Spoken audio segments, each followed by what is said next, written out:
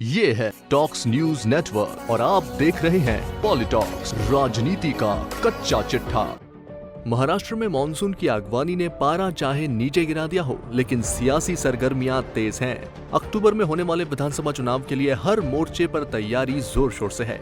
एक समय में कांग्रेस का गढ़ माने जाने वाले महाराष्ट्र में बीजेपी ने पिछले विधानसभा चुनाव में धुआंधार एंट्री की और कांग्रेस के किले को ध्वस्त कर दिया। वहीं इस बार लोकसभा चुनाव में शिवसेना के साथ अलायंस ने उन्हें बड़े भाई की भूमिका में ला दिया है। लोकसभा में शानदार जीत के बाद अब सबकी नजरें विधानसभा में इस जोड़ी के प्रदर्शन पर है। हालांकि पिछला विधानसभा चुनाव दोनों ने अलग अलग लड़ा था और उसके बाद से 5 साल तक शिवसेना अपने विचारों को लेकर काफी बेबाक नजर आई।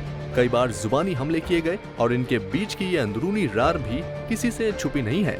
लेकिन इस बार शिवसेना के मुखपत्र सामना में जिस तरह से सीएम पद को लेकर लिखा गया, मतलब साफ है कि शिवसेना अब छोटा भाई बनकर नहीं बल्कि बराबरी चाहता है। 2.5 साल के फॉर्मूले को चाहती है। हालांकि हाल ही में आला कमान की तरफ से ये सख्त निर्देश दिए गए हैं कि दोनों ही दलों के मुखिया के अलावा मीडिया में कोई और बयान नहीं दिया जाएगा और ये चुनाव साथ मिलकर लड़ा जाएगा।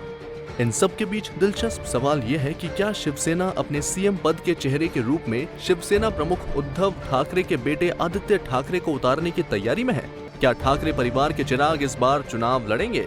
हालांकि चुनाव लड़ना कोई बड़ी बात नहीं है, लेकिन शिवसेना में अगर ऐसा होता है तो ये एक बड़ा बदलाव होगा। बड़ा इसलिए क्योंकि अब तक ठाकरे परिवार सिर्फ पर्दे के पीछे से काम करता आया है। ये सत्ता का हिस्सा ना बनकर संगठन के लिए काम करते आए हैं। इस परिवार से कभी किसी ने चुनाव नहीं लड़ा है। वैसे आदित्य ठाकरे युवा विंग को लेकर काफी सक्रिय रहे हैं, लेकिन बाला साहब ठाकरे से लेकर आदित्य ठाकरे तक किसी ने चुनाव नहीं लड़ा है। ऐसे में इस बार मैदान में आना नीतियों में बदलाव जरूर है। हालांकि ये कयासी है, क्योंकि इससे पहले भी बीजेपी और शिवसेना के गठबंधन के समय खबरें थी कि ठाकरे लोकसभा चुनाव लड़ सकते हैं, पर ऐसा नहीं हुआ। लेकिन इस बार शिवसेना प्रवक्ता और सांसद संजय राउत ने जिस तरह से आदित्य ठाकरे को महाराष्ट्र का मुख्यमंत्री बनाने की मांग उठाई, तब से ही चर्चाएं तेज हैं। उन्होंने हाल ही में कहा कि लोग चाहते हैं कि आदित्य ठाकरे महाराष्ट्र के सीएम हो। ये भविष्य के गर्भ में है, लेकिन जिन मुद्दों को लेकर शिवसेना शुरू से आक्रामक रही है, उससे तो साफ है कि सिर्फ क्षेत्रीय स्तर पर ही नहीं बल्कि राष्ट्रीय पटल पर भी आने की तैयारी है।